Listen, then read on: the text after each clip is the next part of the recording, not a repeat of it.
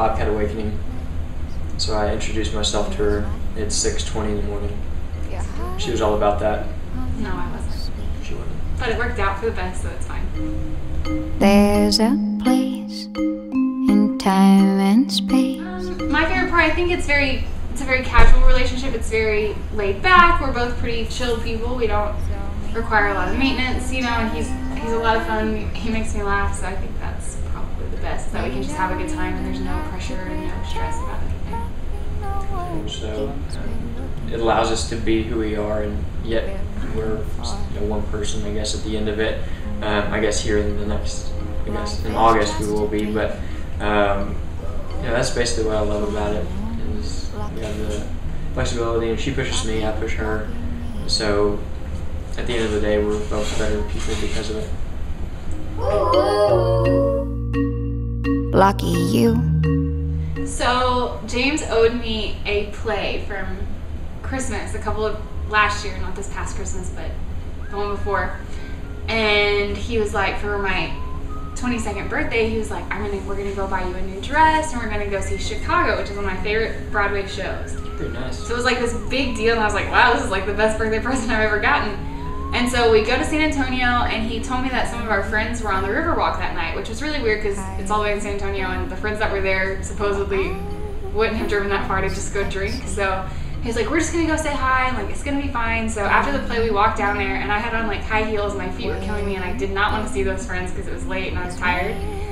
And so we walked around for a while, and they couldn't find us apparently. So we walked around for a long while, and then we went to the McDonald's so that he could go to the bathroom to call them and try to find where they were. And so we ended up going back down to the Riverwalk, and we waited on this little like out catwalk type thing over the river until they like found us. We just stood there like chatting. He was like, oh, we're just gonna wait, they're gonna come meet us, like it's fine.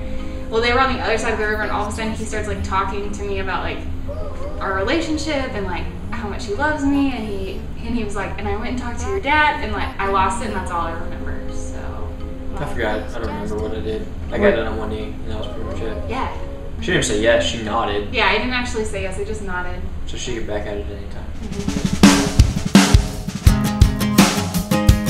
Yeah. So we are getting married 6 months after we got engaged, which is apparently not that long, according to everybody that I'm like, oh, we're getting married, and they're like, what? So thanks to all of you who suck. But it's been okay. My mom's been a big help. My parents live in Houston.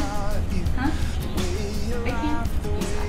My mom lives in Houston, but she's been a huge help like with planning and doing what she can from there. So she's really kind of taken over like table decorations and all the like little details, while he and I have been able to handle reserving our church and our reception venue, as well as working with our priest. So we're both Catholic, and so we're getting married in the Catholic Church, so we have to go through marriage preparation classes to really like understand and appreciate what marriage is within our faith.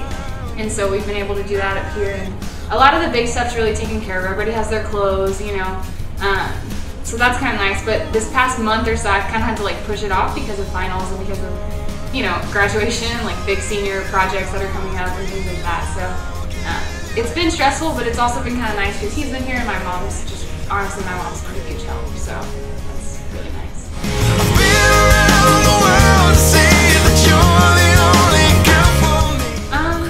I would say do what you want.